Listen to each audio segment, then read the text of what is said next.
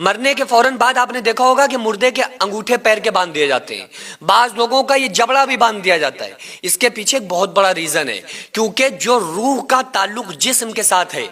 وہ جب تک روح جسم کے اندر ہے اس کے جسم کی حرارت موجود ہوتی ہے، باقی رہتی ہے، اور اس کا جسم کام کرتا ہے، لیکن روح نکلنے کے بعد کی کنڈیشن کو قرآن نے بیان کیا۔ الہم ارجل یمشون بہا ام لہم ایدی یبطشون بہا ام لہم اعین یبصرون بہا، کہ دیکھو آج اس کے ہاتھ موجود ہیں، اٹھانے کی طاقت نہیں ہے، آج کان موجود ہیں، سن نہیں سکتا، آنکھیں موجود ہیں، دیکھ نہیں سکتا، کیونکہ ہمارے سامنے جسم ہوتا ہے، ہم دیکھ رہے ہوتے ہیں کہ بھائی سب کچھ موجود ہے، لیکن اس کی روح کا تعلق اس کے جسم کے ساتھ کٹ چکا ہوتا ہے، اس کی باڈی اکڑنا شروع ہو جاتی ہے، اس کی باڈی ٹائٹ ہونا شروع ہو جاتی ہے۔ تو اس لیے آپ نے دیکھا ہوگا پیروں کو، مردے کے پیروں کو، جو مرحوم جو ہوتا ہے جس کا انتقال ہو جاتا ہے، اس کے پیروں کو آپس میں ملا کے اس کے پیروں میں ایک رسی، سدلی یا فیتا وغیرہ باندھ دیا جاتا ہے، کوئی چٹ باندھ دی جاتی ہے تاکہ اس کے پیر پھیلے نہ، کیونکہ جو روح نکلنے کے بعد جو عزم جس حالت پہ جیسے ہوتا ہے وہ اسی حالت پر پھر رہتا ہے۔ اور منہ بعض لوگوں کا اگر کھل جاتا ہے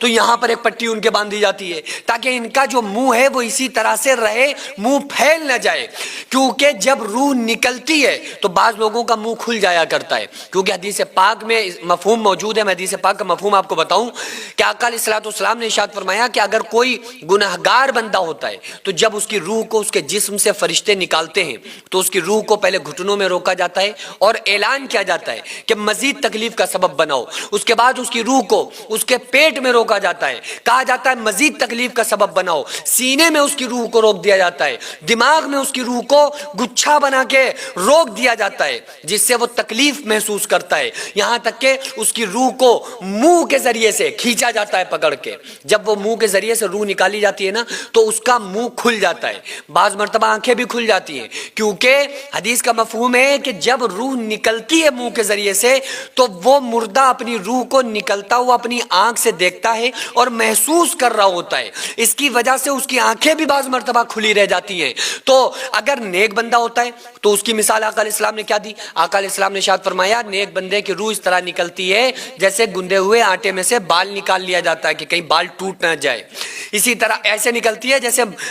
بچہ دودھ پیتے سو جائے، ماں اس کے منہ سے دودھ کو کھینچ لیتی ہے کہ کہیں بچہ اٹھ نہ جائے، اتنی آسانی کے ساتھ۔ اور گناہگار، بے نمازی، فاسق، فاجر کی جب روح نکلتی ہے تو آقا علیہ السلام نے ارشاد فرمایا اس کی کیفیت بتائی کہ اس طرح روح نکلتی ہے جیسے خاردار کانٹے دار درخت کے اوپر بھیگا ہوا اون ڈالا جائے اور اس اون کو کھینچ لیا جائے، جس طرح وہ اون تار تار ہو جاتا ہے اسی طرح بے نمازی اور فاسق فاجر کی ہڈیوں کو توڑ کے رکھ دیا جاتا ہے۔ آقا علیہ السلام نے ارشاد فرمایا کہ گناہگار کو موت کی ایسی تکلیف ہوتی ہے کہ اگر جیسے زندہ بکری کی کھال اتاری جاتی ہے ایسی تکلیف ہوتی ہے، جیسے زندہ چڑیا کو آگ میں بھونا جاتا ہے ایسی تکلیف ہوتی ہے، جیسے 300 جگہ تلوار سے کاٹا گیا ہو۔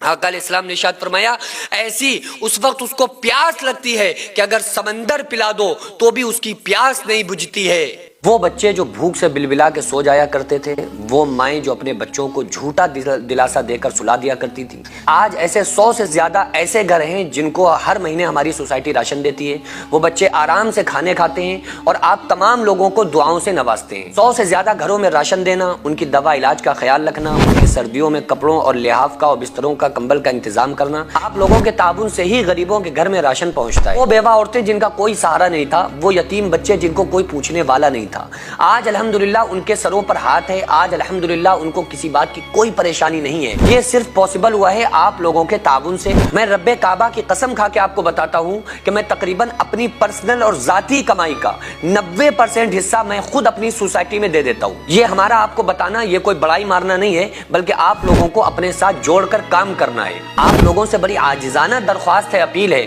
کہ آپ لوگ ہمارے ساتھ مل کر زیادہ سے زیادہ تعاون کریں اور ہم یہ ارادہ کریں، ہم یہ عہد کریں کہ غریب کے بچوں کو انشاءاللہ بھوکا نہیں سونے دیں گے، اور اس کا اجر اللہ تعالیٰ ہمیں دنیا میں، ہمارے مرنے کے بعد قبر میں اور ہمیں آخرت میں ضرور عطا فرمائے گا۔ اگر آپ چاہیں تو اپنے مرحومین کے نام سے بھی ایصال ثواب کے طور پہ دے سکتے ہیں، اور آپ کا دیا ہوا ایک ایک روپیہ صحیح جگہ پر پہنچتا ہے، مستحقین تک پہنچتا ہے، اور انشاءاللہ ان تمام مستحقین کی دعائیں آپ تمام لوگوں کو کامیاب کر دیں گے۔ تو کیوں نہ ہماری کمائیوں کا کچھ حصہ جو اللہ کے لیے خرچ ہو جائے تاکہ یہ دنیا اور آخرت میں ہمیں کامیاب بنا دے۔ تو اسکرین پر جو آغازیہ ویلفیئر سوسائٹی کا اسکینر اور اکاؤنٹ نمبر نظر آ رہا ہے، اس کے ذریعے سے آپ لوگ زیادہ سے زیادہ تعاون ضرور کریں۔